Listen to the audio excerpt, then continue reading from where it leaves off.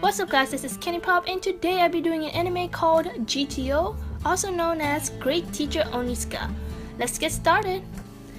This anime is such a wonderful anime. Like, I enjoyed it so much. I had such a fun time watching it, and I don't even know why I finally found out this anime today, or like not today but technically last week. So anywho, like, this anime is just so amazing, and if you guys have not checked it out, what are you guys doing? Go and check it out right now and stop this video, because this video is gonna contain spoilers and I don't want you guys to be spoiled. So go and check it now, and I give you guys about 3 seconds for you guys to exit out of this video. 3, 2, 1, 0. After watching that anime, I'm gonna tell you guys the truth.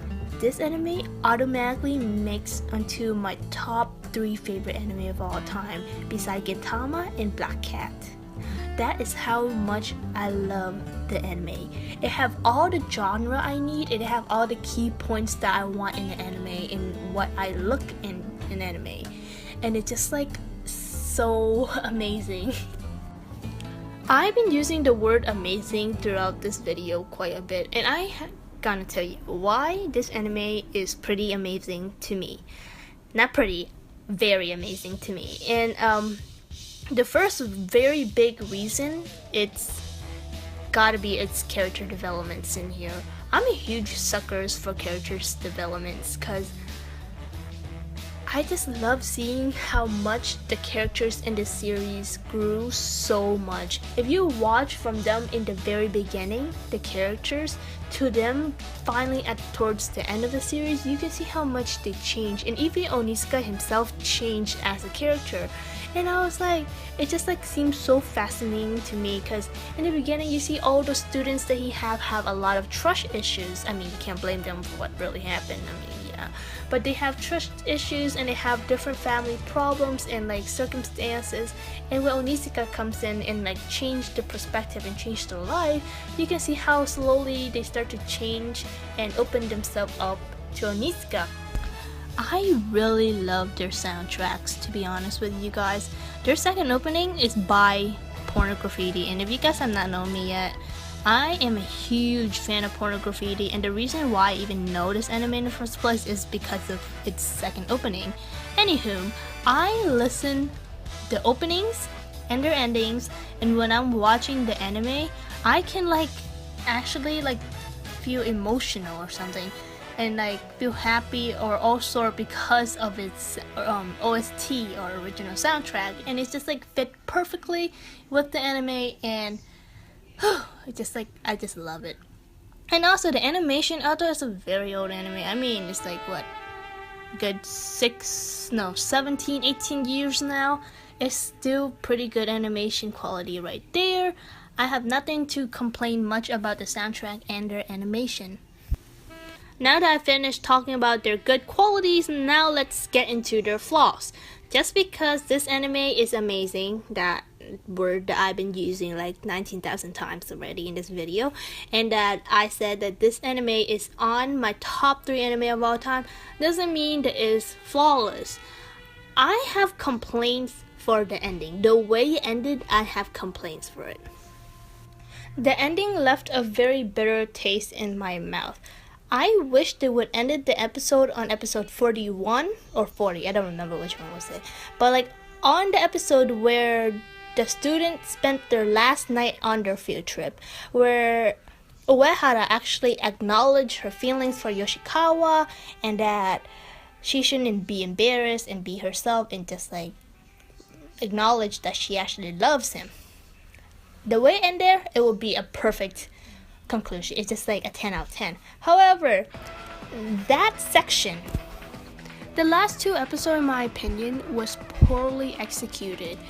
If this anime series should end, it should be ended on episode 41, or if they do continue on with that arc, with the Aizawa mini arc they have towards the end, it should be extended by another good 3 or 5 more episodes, something like that, so they can have a proper ending and they can leave the people satisfied towards the end, because the ending it has so much holes. I don't even know. I have so much questions. Like, how the fuck in the world do Onizuka sensei like suddenly end up in freaking California? When I saw the sign California, I was like, hold up. I paused the video. I was like, haha, you're joking. Hold up. How in the world did he suddenly move from Japan, from Japan and now to California? And don't tell me he ride on a bike to California. Freaking there's an ocean between the two continents. And I was like, wait, you gotta be kidding me, right? And then I was like, I was so confused. And the way they introduced that arc on episode 42, I think, where like suddenly Aizawa was standing in front of a teacher and she was talking and she, quoted, accidentally stabbed him. I was like, hey, what was going on? I was so confused. I was like, wait, I must be missing out an episode right here, because I must be missing a big chunk of an episode. This is the wrong episode, I think. But no, that's how they enter the arc, and I was like, I was so confused. However, I do like the plot line because it did explain really well why Aizawa have trust issues with adults and teachers. I'm not gonna blame him. I mean, the freaking board of education in there was kind of sucky, you know, they're bastards. Gotta admit that. They don't care much about the students, all they care about their reputations and money. Gotta admit that. And like, I was pretty surprised how the vice principal actually stood up and like talked for the teachers and be like, hey, this is not right, our student. He actually talked, and then I was like, for once in a while I actually agreed with what the vice principal said, because sometimes throughout the series he could be a very annoying character where all he does is talk, and then sometimes you'd be like, just shut up. So I do like a little bit of that, but like, it was really poorly executed. I have so much question. I'll be like, what the fuck happened afterward? I mean, like, after he, you know, put himself in the place of the student and get arrested, he blamed everything on himself. What happened next? But you know, of course they have to end with a quote cliffhangers, and then they give me a bunch of like hoes there too. So I was like, okay. But anywho, the ending was bad. I wouldn't recommend you guys watching the last 2 episodes if you guys have not checked it out, because I just explained it. It was poorly executed. I was really disappointed in the ending. But I was like, okay, I wouldn't let this ending kind of ruin my opinion on the anime, because a lot of times I realized that as much as I love the anime, if they have a terrible ending, I just like don't like the anime as much as I do.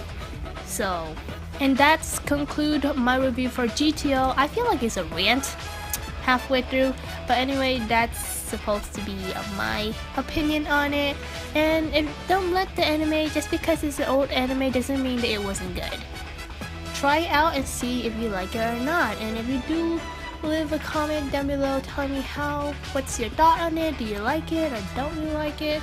And yeah, and I just want to apologize if I sound a little bit stuffy or my voice kind of changed midway, because I caught a cold and like it kind of pops up here and there. I still haven't like recovered fully yet, but yeah. So anyway, have a great day wherever you are, and adios, my friends.